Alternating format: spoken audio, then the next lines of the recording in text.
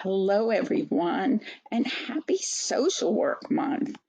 Thank you so much for joining the Center for Financial Social Work today for our training on the cycle of financial abuse. I am Rita Wolfson, and I'm happy to be sharing this information with you. And we are going to get started with me introducing a really special person for all of us here in North Carolina and in my own life, professionally and personally, and certainly a really special friend to the Center for Financial Social Work. So, Valerie, tell us what you want to share with us today. Thank you so much, Rita. Hello, everyone. As Rita said, my name is Valerie Arndt, and I'm the Executive Director of the National Association of Social Workers North Carolina chapter, and happy Social Work Month. And I want to thank Rita, who is our longtime NASW North Carolina member, for her constant support of NASW, and shout out to Rita, who is named as an NASW Social Work Pioneer last year for being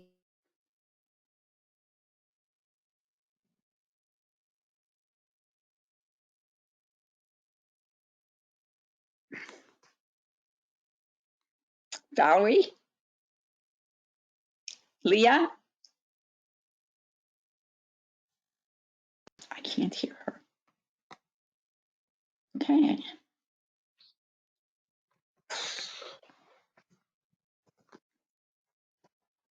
forgiveness and high caseloads, all related to financial social work. And this year's Social Work Month theme is "The Time is Right for Social Work." The time has always been right for social work, and we strive to make the social work profession better by challenging the oppressive systems in which the profession has operated for over 100 years.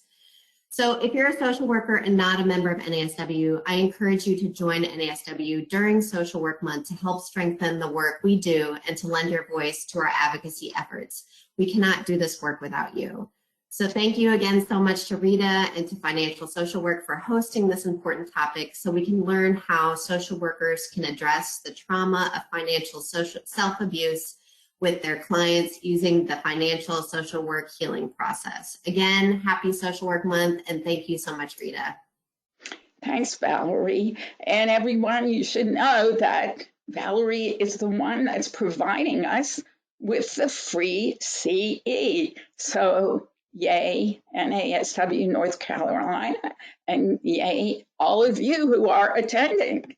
So, some of the most commonly asked questions and some of the suggestions that we have, because we do this free monthly webinar each month, and we've been doing it for probably over a decade. So if there are any special messages, you can find them in the chat box.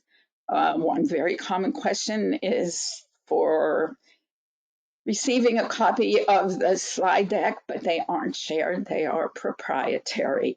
The recording will be on our website, Facebook page, and YouTube channel later today or tomorrow. You can type your questions into the question box. I believe we should have time to answer quite a few of them. So stay with us because we have a very special announcement. Actually, we have two special announcements. One is the name of the person receiving the free certification in financial social work. That was one of the things we were offering for Financial Social Work Month. And the other is something you're really going to want to know about and probably appreciate. So I like to begin this monthly webinar with our financial social work affirmation because it captures the essence of the work I've dedicated my life to over the past 25 years. It goes just for today. I will love myself enough to face my fears, practice self-acceptance, and embrace hope. I will silence my inner critic, speak my truth, and make peace with myself and with my past. Just for today, I will give myself permission to eliminate toxic people, beliefs, and behaviors from my life and I will prepare for a better tomorrow by healing my relationship with my money and with myself today. And we will be talking a lot about each of those things in our time together this afternoon. Before beginning, because we're talking about money, and money brings up so many different feelings, thoughts, issues for people, I suggest we all take a deep breath in and let it out slowly, and try one more, and we will get to the first poll. We only have two, but I would appreciate knowing how it is that you found out about today's webinar. And if you found out in any different ways, go ahead and put them into the chat box and we'll check on those later. Okay, well, I guess I need to launch that, don't I?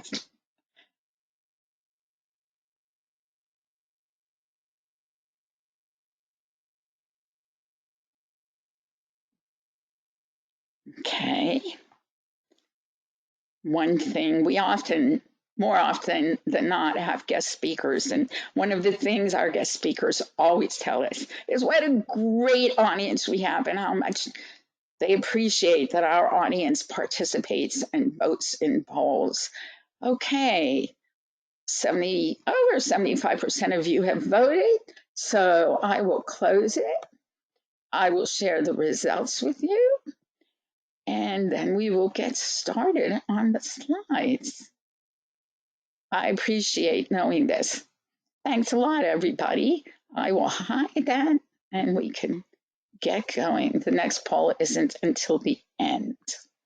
Okay, so the cycle of financial self-abuse. I wanted to begin this afternoon with a brief history behind the cycle of financial self-abuse.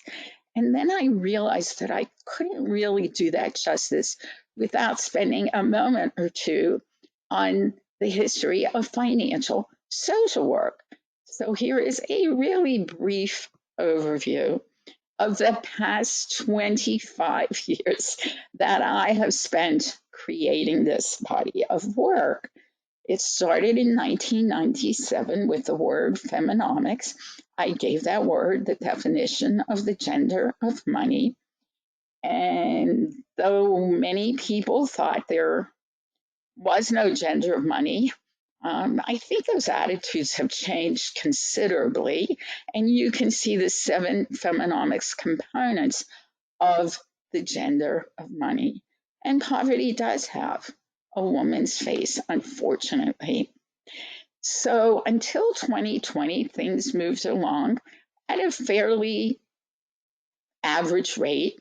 But in 2020, when the pandemic hit, and the Black Lives Matter movement came to us, a lot of things changed in our profession because of the recognition of the financial problems that people were beginning to, our clients were beginning to experience. And that, for one thing, the monthly free webinar we did in April of 2020, we had 12,000 people register. And while that's not the only reason that we have students and graduates across the country and around the world, it certainly was a time when people began to understand the relevance and importance of money, mental health, and financial social work. So financial self-abuse, I see it as a continuum.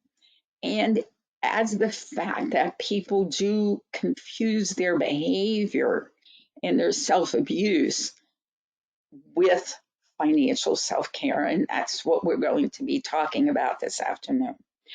This original concept of mine on financial self-abuse is about the need to educate, motivate, and support all of the men and women who financially abuse themselves by choosing and practicing harmful, unhealthy financial behaviors because that's all they know. I will have a slide a little later that attributes a great amount of this to financial illiteracy. And we are a country that continues to raise generation after generation of financially illiterate men and women, which is forever troubling to me and to this country and to the world. This is the result of 25 years spent working, observing, speaking, interacting, and providing clients, students, graduates, and organizations our multidisciplinary, holistic, psychosocial approach to financial behavioral change. So, this is more traditional thinking about financial abuse. We're very familiar with it in domestic violence, and we're familiar with it when it comes to financial elder abuse. And these are important issues. We know that many women, if not most, stay in abusive relationships and jobs and other situations because of financial abuse, not knowing where the money is or having access to the money. And we know that the elderly are at great risk for exploitation and manipulation when it comes to money. We're hopefully all pretty familiar with the 5 signs of traditional financial abuse: forbidding the victim to work, sabotaging work or employment opportunities, not allowing access to bank accounts, ruining the victim's credit, and manipulating federal benefits. What the cycle of financial abuse and this training is asking you to do today is to rethink and broaden your concept of financial abuse. At the end of World War II, the US began building its consumer economy, and that is when it all kind of began, because we had more and more people buying more and more stuff more and more often. It began with modest homes, refrigerators, automobiles. Then we had televisions telling us what we should buy and that we should buy it even if we couldn't afford to. And then came credit cards so that we could buy now and pay later. And back then, buy now, pay later was a popular thing. Today, over the past few years, most of you have probably seen the promotions on most retail websites offering you the opportunity to buy now and pay later, which is just honestly another way of self sabotaging your financial health and wellness. So we became a nation built on debt: mortgage, credit card, student, and government debt. We did this by depending on tomorrow's dollars to pay for today's consumption. And a part of this, and the reason for this particular graphic, is how it affects low income clients and men and women in the justice system that can't afford to pay bail. And it becomes very circular for them and for those of us who work with them. Sadly, debt is the new normal. I know we are all trying to figure out our own new normal personally and professionally, but the reality is that debt is very acceptable because the average American now carries $38,000 in personal debt. That's excluding home mortgages. And it is really growing at a rapid rate. Things improved somewhat during the pandemic thanks to the subsidies. But the subsidies came and the subsidies went and they came back, then they were gone. And today, Americans are losing financial confidence in their personal finances and in the economy. And we all know that a lot of it revolves certainly around inflation, around the supply chain, and around the many ways that it's so easy to buy now, even if we can't afford to. So almost 50% of Americans today feel that their debt is unmanageable. Almost 40% are prioritizing paying down that debt. And only a little over a third are focusing on retirement planning. So where does debt come from? Well, I think I have 30 some bullet points here. And those were just off of the top of my head. If you have others to add to the list, go ahead and put them in the chat. And you can see here that I talk about the fact that when debt happens, its adverse impact is swift, severe, and sadly, it is very potentially forever. And these two graphics indicate some of the ways that everyone experiences debt. This list is above and beyond the previous one, but I'll just go through it pretty quickly. I think I have a dozen right here. Co-signing a loan is never a good idea. Ignoring student debt is a terrible idea. Living on borrowed money by building debt, not a good idea. Borrowing against your home presents a lot of challenges and the potential for sabotaging your financial health and wellness. Living paycheck to paycheck. Before the pandemic, 78% of people were living paycheck to paycheck. Then the paychecks disappeared, the subsidies came and went, and life as people knew it just kept changing. We are not inclined to prepare for retirement, and we have an aging population that will have to deal with this. Not having an estate plan is something that is about as harmful as possible.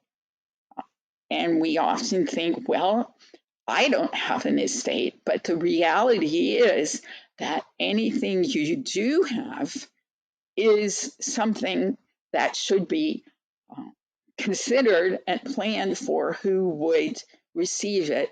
And something a lot of clients don't understand is the fact that if they have children, they do need a will that identifies who would take their children and how they would help with the children's care if something happened to them. Buying more house than you can afford. I don't know about you, but I see this on a pretty daily basis. And that's because of the real estate market today. Quite frankly, I don't understand how anyone can afford to buy a home today. But in order to do that, you pretty much have to offer more than the selling price. And that gets very complicated and very expensive very quickly. Paying off debt with savings or retirement funds, not only does this mean that you won't have that money in retirement, it also means that you will pay a very hefty penalty for taking money out of your retirement fund. not knowing or understanding your credit score. All of our lives revolve around our credit score, whether we like it or not. That's the reality. And it can affect the jobs that we can apply for and get.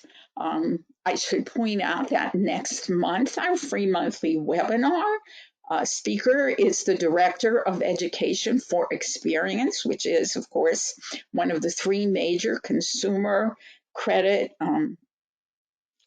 organizations, and he'll be updating us on what's happening kind of hopefully post pandemic with our credit scores. Unnecessary spending on wants instead of needs. We talk about needing new clothes, needing new cars, needing new carpeting, but is that really a need or is it a want?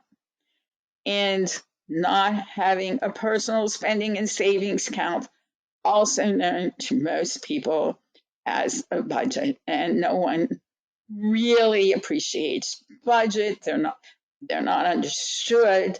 I call it the B word. So we call it a personal spending and savings account. So one quick look at the state of household debt. Since 2003, total household debt in the United States has doubled. That's a really big increase, as we can all appreciate. And we all are a part of each of these graphs. And if you're not, please be sure to tell us in the chat box. So, types of debt. So, here we have the credit cards, the different types, and this is the average debt of consumers in this country. And I took it from a website here that asks the question of their viewers of how does your debt compare to everyone else's debt? Then we have medical debt on the rise. Consumer Financial Protection Bureau just issued a really interesting publication on the cost of medical debt. And we will be looking at that at next month's credit, consumer credit counseling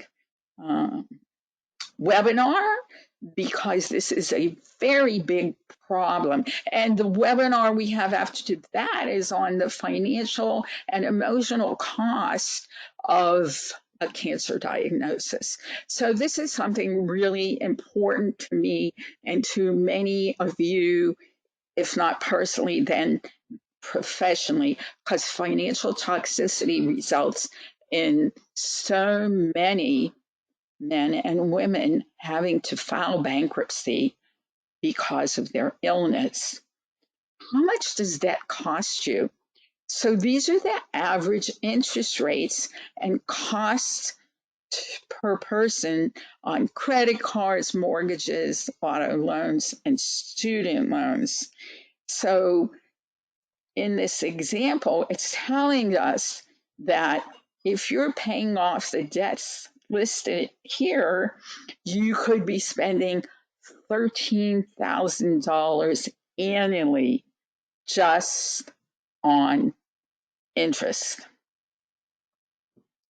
So the reality of financial problems and stress is a lot of trauma. And we know there are all types of trauma, but how often do we factor in finances as traumatic? This is a new article that came out in the past 2 weeks on how financial hardship is a top risk factor for suicide attempts. The researchers predict that people who have experienced all of these financial stressors could face a 20-fold higher risk of attempting suicide than individuals who have not experienced financial strain. Personally, professionally, I don't know too many people who aren't having financial challenges. And these are just some other ways of looking. People who died by suicide were 8 times more likely to have had death. Actually, I read that the man who killed his 3 daughters himself and the caregiver 2 weeks ago was very financially stressed. So trauma shapes all areas of our lives, especially our relationship with our money and with ourselves. And that's what financial social work is all about. So I created this concept of financial self abuse this year. Last year, I created financial behavioral health so that we could look at how financial problems, stress, anxiety, trauma affect us emotionally, which they absolutely do, physically, certainly, and very prevalent in mental health problems. Trauma is an unhealed wound, and we each carry it in our own unique way. Our responses are very personal, depending upon what caused that trauma. And we know there are many different causes of trauma. And our responses are equally personal to the trauma we've experienced. And I really thought that this graphic kind of captured a lot of the responses that we have.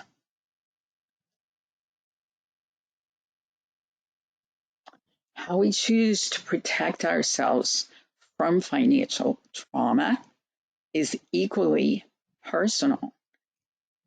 Some choose to avoid it, to self harm, to repress it.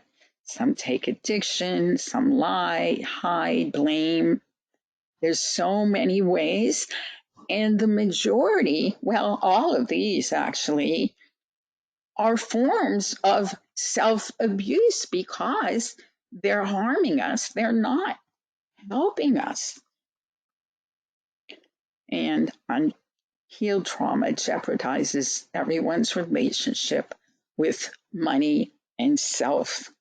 And so, this is, of course, true in domestic violence, in elder abuse, in any form of abuse or trauma, particularly if it is financial. This research came out 2 weeks ago, and the heading really grabbed me. When money is tight, purchase happiness is low. So, whether getting a new shirt, computer, or taking a trip, people get a lot less happiness from their purchase or activity when they are financially stressed. So, here again is one way that those experiencing financial problems, stress, and trauma self abuse rather than self heal because they spend money to try and feel better, but they're not going to feel better because they're so weighted down by the stress of their debt. Feelings of financial constraint make people rethink the purchases they make and consider what else they could have done with that money. That's also known as opportunity costs. And when consumers consider what else they could have used the money for, every time they think about or see that purchase, they're less happy. And this I found very interesting, the dissatisfaction also prompted consumers to leave worse reviews on those purchases. So this survey that just came out says that Americans lose 200 hours of sleep over debt stress and average 3 debt nightmares a week. So now we're talking about and looking at what does the cycle of financial self-abuse look like. This is how we're struggling. And it looked at how debt affects the daily lives and revealed the true cost of debt is more than making the minimum payment. And let's remember that the minimum payment is never going to pay off our debts. But the research says that having debt can also be detrimental to mental and physical health, and definitely is going to impact life decisions.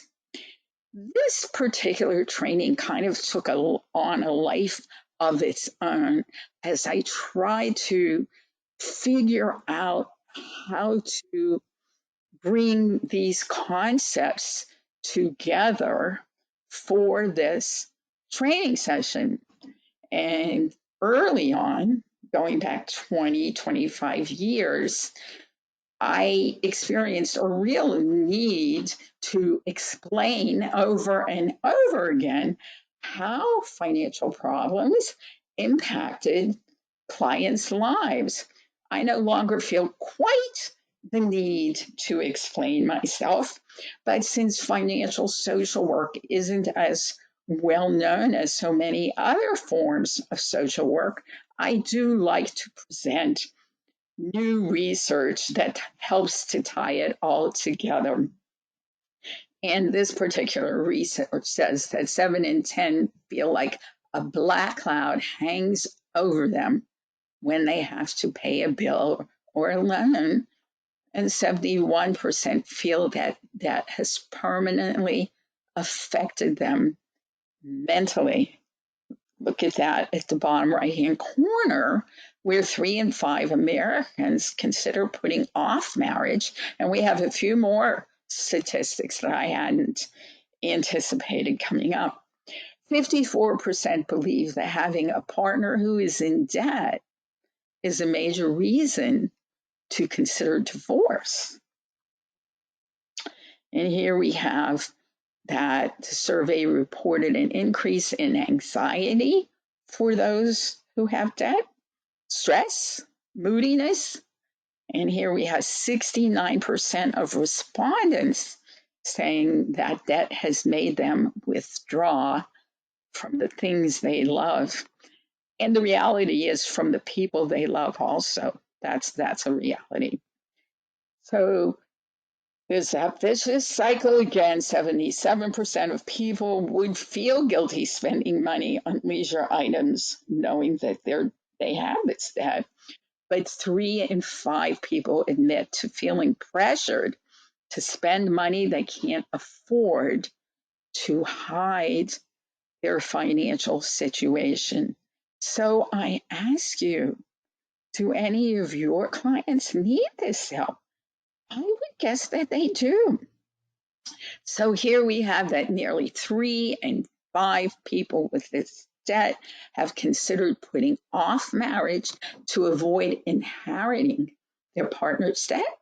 54% believe having a partner who has debt a major reason to consider divorce, and half of respondents are also afraid of eventually inheriting their parents' debt. I can tell you that unless that it depends on how that their parents' debt is structured, but credit card debt is not usually inherited.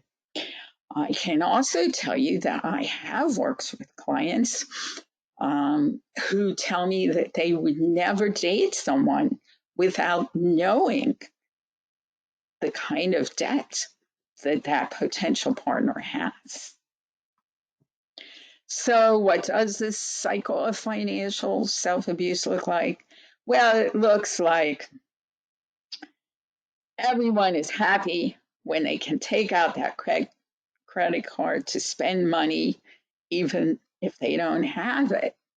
But financial self abusers are more vulnerable, overwhelmed, at risk for job loss, and susceptible to fraud, scams, and predatory lenders.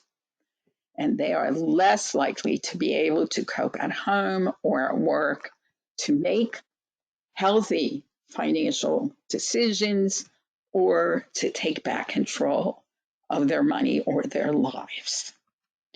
So for me, the cycle of financial self-abuse begins, begins with the fact that there are so many financially illiterate men and women in this country. We are not doing a good job in this area in our schools on any level of education. And the schools want the family to teach it. The families usually don't feel confident or competent or want to share their finances with their children. And so the cycle of financial illiteracy continues.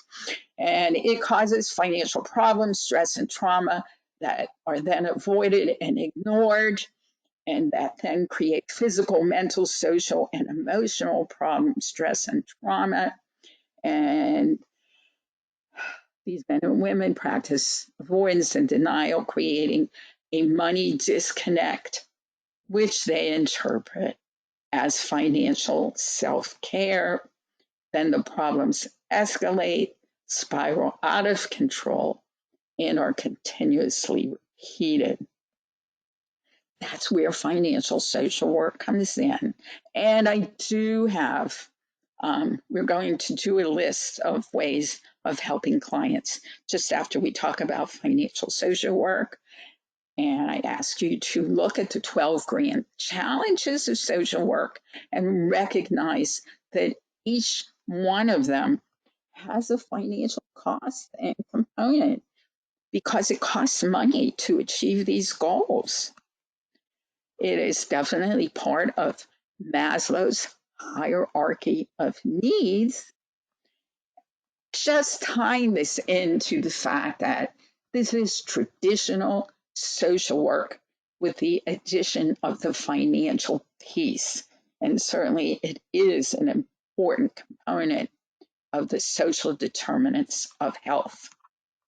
So today I'm asking you to view money through a social work lens.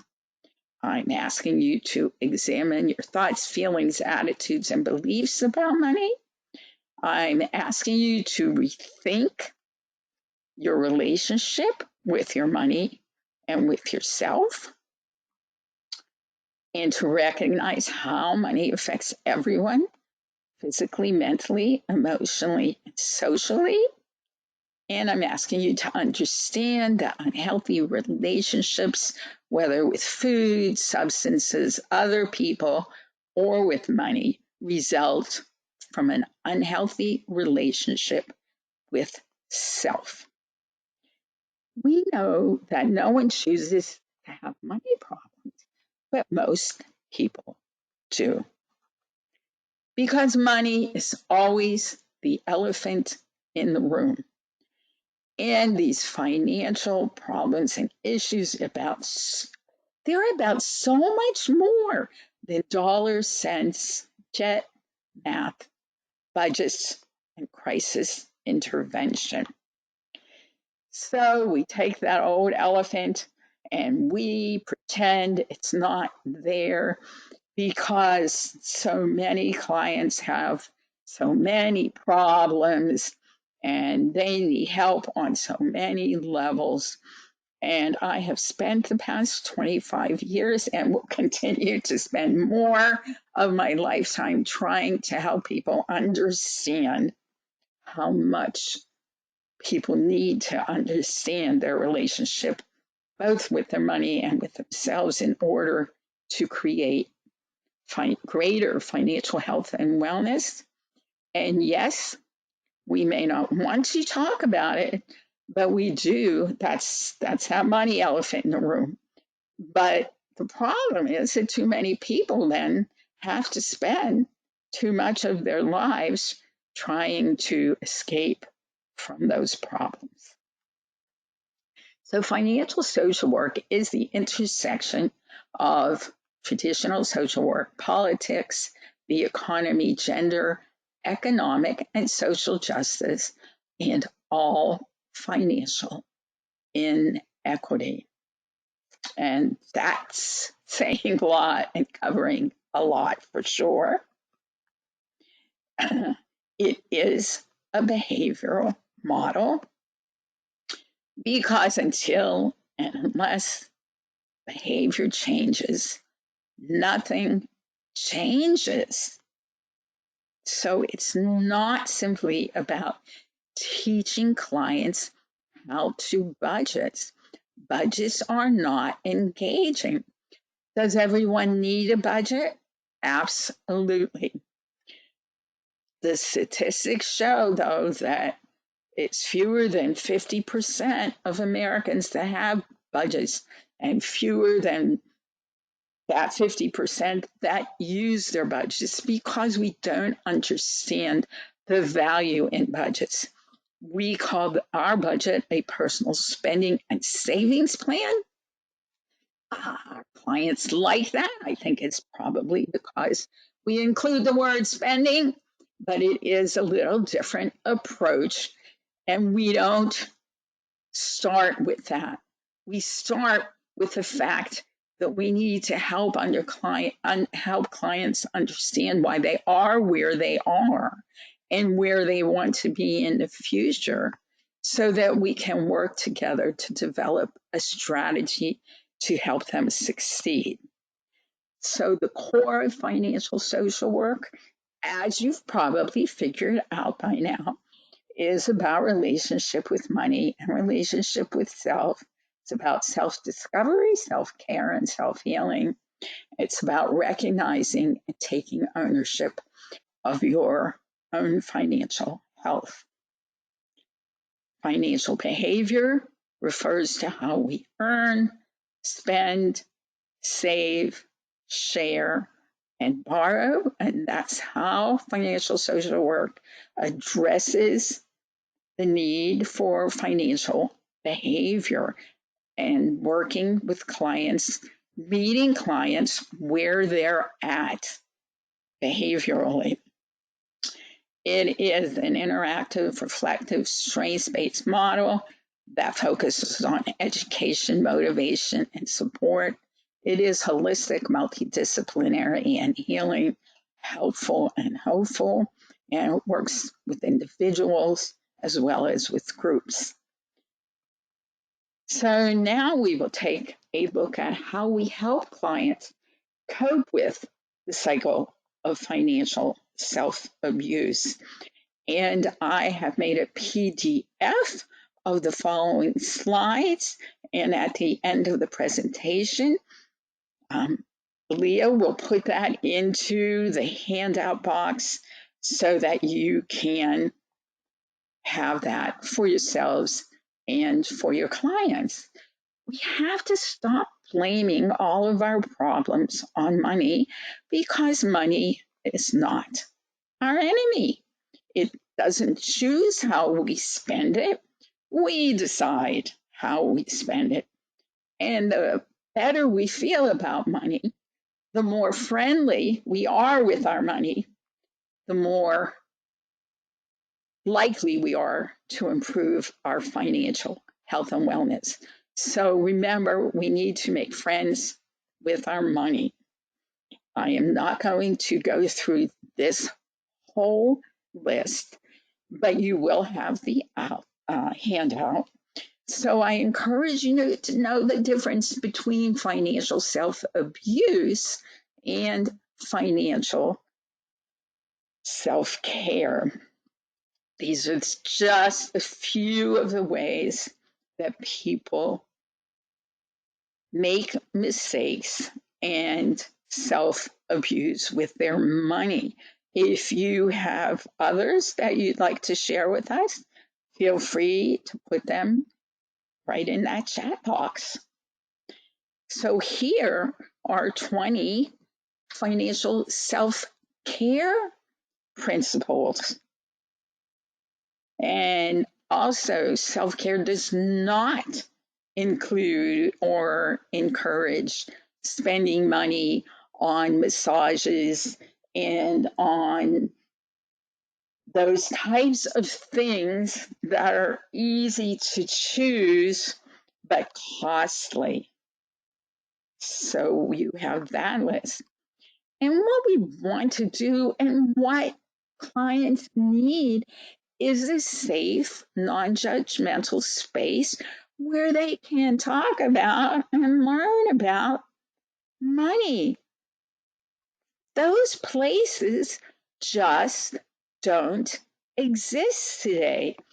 On the continuum of what's available to the men and women who have the problems we're discussing is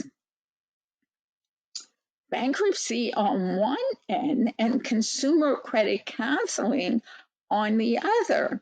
So the problem with those two choices is that neither one is behavioral and there is high recidivism. And also, each has requirements that many people will not be able to meet. And certainly with bankruptcy, there is a cost factor. So, providing a safe and non judgmental space where clients can talk and learn about money. We want to support clients in understanding they are not their debt.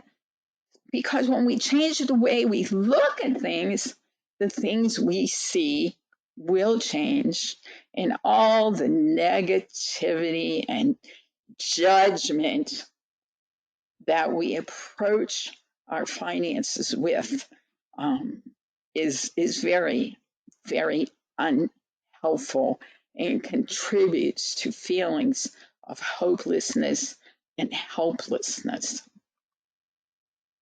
And I just talked about a personal spending and savings plan, also known as a budget. And you can see how people can improve their feelings, their relationship with themselves and with their money when they are more on top of their spending and debt. Encourage clients to stop hiding from their debt. When you're hiding from it, you're experiencing the shame that only provokes the disconnect and intensifies behavior that can be self-abusing. Reassure clients of the need to be honest with themselves about their debt. Encourage them to protect themselves, and I encourage all of you to be aware of the scams that are out there, of the reality of identity thefts and of frauds. It's rampant on social media, and there are people always trying to take advantage of us financially. Help clients understand that trust is earned, not given. We cannot, I think one of the slides I still have left to cover with you is about the fact that we cannot give away our power, our financial power. It is way too important. We need to only trust people that have earned our trust. Support clients in focusing on what they can control. This is a concept we all know from our training and education. We need to pay attention to our credit scores, our student loans, our money truths, and our financial goals. And it's so important to have financial goals and to remember, again, here it is, never delegate your finances to anyone else and work to create savings and an emergency fund. Remember that those who have the money have the power, and the work that we do is always about empowering ourselves and our clients.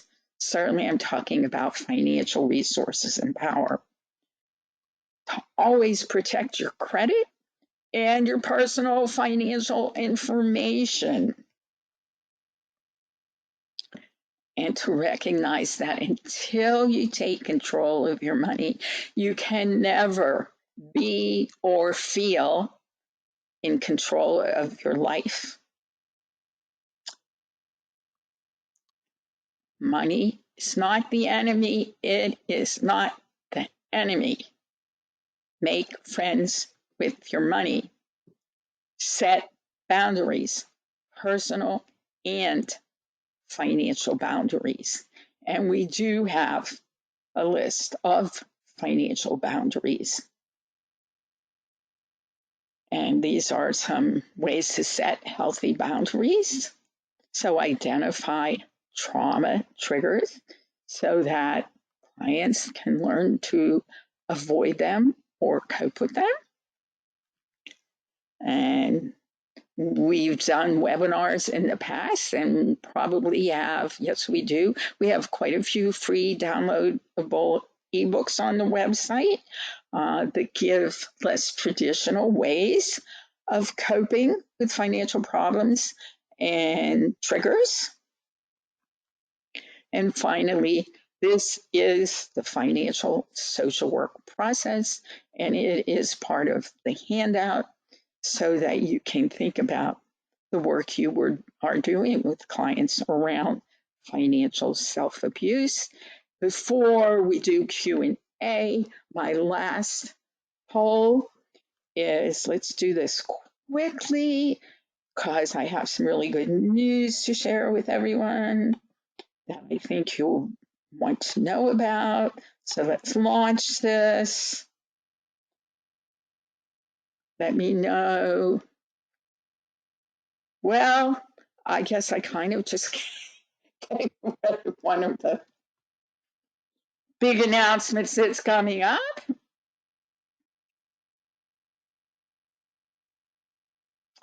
Okay, everyone's voting. I'm just going to give you another few seconds. If there's something else that you liked about the presentation, please share it in the chat box.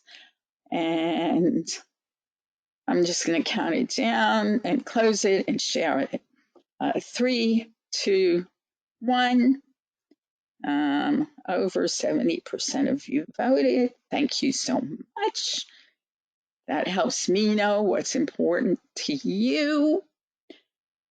And now I'm going to hide it and finish up the training. So closing thoughts, I've been adding this at the end of my webinars because these things are so important to me. No one chooses to have money problems, but most people do. The good news is that no one can or needs to know everything about money, but everyone needs to know certain things about money. What I need to know is different than what you or anyone else on this training needs to know, but there are things we need to know. And this is so important to me and to you and to your clients, is that we need to change how we raise children to be financially illiterate, and we want to teach them about money. So we have additional resources for you. We do have a partner program. That means that you get a $50 referral fee, and the person who's purchasing the certification gets a $50 discount. It's very easy to do and to access at the $ sign on our website. Next month, we have credit score empowerment for you and your clients. And the month after that, we have the financial and emotional costs of cancer as our free webinars. We have essays along with ebooks that you can download on our website. And we did promise to give away a financial social work certification today. And the winner is Elizabeth Olson. And we have sent her an email to let her know that if she's here, I'd love to know she's here with us. But for those of you who didn't win, I would like you to know that the financial social work certification is self-study and self-paced. Our students have 6 months to complete it. All the materials are included along with the financial exam, and it renews every 3 years. Plus, there is a payment plan available, and it does include our financial social work professional network, along with 20 CEUs from National NASW. And here is the special announcement. We are offering for until the 20th of this month a $200 discount, which means that the certification will only be $495 until March 20th at midnight. So, Leah, do we have any questions? Yes, we have a lot of questions. Do you provide trainings for organizations that are starting to provide financial literacy to students and adults of all ages? We provide a lot of knowledge and information and trainings. Please feel free to either share your name and email in the chat box. You can also chat us from our website, or you can email me at rita@financialsocialwork.com right there. Another question? Yes. What about money spent on psychotherapy, especially if it helps them reduce debt from a financial social work perspective? Does that increase the level of happiness with the purchase even when financially stressed? I don't have the type of research to provide you on the extent of the happiness degree after completing financial social work. I often talk with our students and graduates and at trainings about the fact that we plant seeds. None of us, well, unless some of you do, most of us have time limits on how much time we can spend with clients on the financial aspects of their problems and issues. And I believe that providing that safe place, not judgmental, because everyone's so busy judging themselves financially and comparing themselves that they need that place.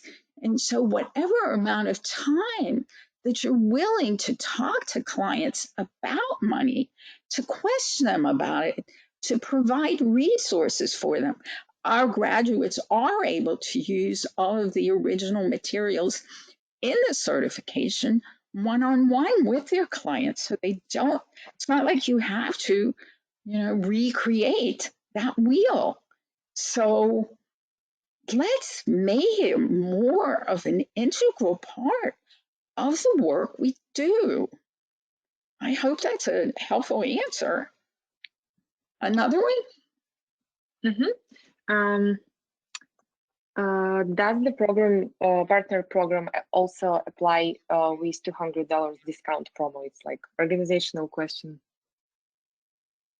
Can an organization purchase them using the $200 discount? Well, that's an interesting question. We ordinarily offer a 10% discount to organizations with over 5 staff members joining.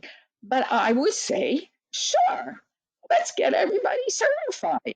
We will offer the $200 discount to organizations too. We have certainly many organizations who have certified their entire staff and continue to certify new staff members. And they, of course, are organizations, who have a mission, to provide financial education and literacy. And again, reach out to me, reach out to us, chat us from the website. Okay, I know we're past time and some of you have to leave, but I will take a few more questions if you have some, Olga. Okay, yeah. What about the people who don't have the ability to prepare for retirement or have to live paycheck to paycheck? How much of financial self-abuse is due to personal choice versus this, systemic issues? I've been tempted to write about this in the past. Financial social work cannot fix everything. I'm not sure that we fix anything per se. It's not our job to fix. But when we provide that safe, non-judgmental space, when we are willing to talk about money, when we are able to help clients understand that many of their problems are financially based. But to really address this question, certainly financial social work cannot change systemic problems. We cannot change racism. We cannot change so many of the reasons, and you're absolutely right. The evictions, the lack of, the food insecurity.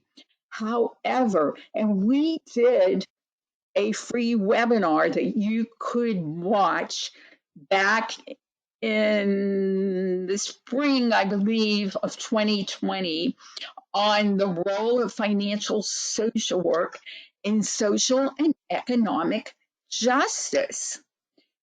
Because if you feel that there's nothing that you yourself can do, then, when that's how a client feels, we are cheating them by not helping them understand that there is more they can do. And they can't change or fix the systems either.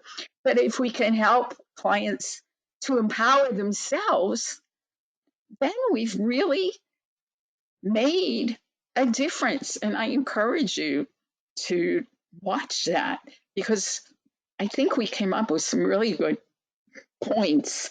And we had thousands of people registered for that one also. I'm not sure if there was an ebook. There was an ebook for the one on coping with the financial challenges of COVID-19. And I'm happy to discuss that further with you if you'd like. Anything else, Olga? We have a lot of questions. If we have time, I can ask you. Okay, let's try one more. And Okay. if you have questions, go ahead and email them to me. And if it takes me time to answer them, I will get them answered. I had to answer several thousand people a few years ago from one of our webinars. So go ahead, pick the best one, Ola. Okay. Are communities of color impacted differently by financial self-abuse? How can we provide culturally competent care regarding this topic? Well, okay, you certainly picked a difficult one, but the reality is that everyone responds to their financial problems, stress, and trauma in unique ways. And we know that communities of color, we know there are so many systemic challenges. But again, if we only look at the broad problems, we miss the opportunity. If we can help one person at a time understand that there are things that he or she can do, then we are empowering that person who can then share that information with their family and their communities. There's no simple answer. There's no simple way. And as hard as I try, I can't find better ways of doing this than looking at the thoughts, feelings, attitudes, experiences, and values that each of us has and that we use to respond to our financial behavior, which is how we earn, spend, save, share, and borrow. And I mean, if we talk about systems, what's so wrong is how what's really always been an issue and problem for me is how broken the system is, that when clients receiving benefits get a raise, they often can't take it because they would lose their child care or other benefits. So financial social work actually functions on a micro, meso, and macro level. Our graduates work in on all those levels, and with just about every client population, from domestic violence and prisons and universities and healthcare systems and so on.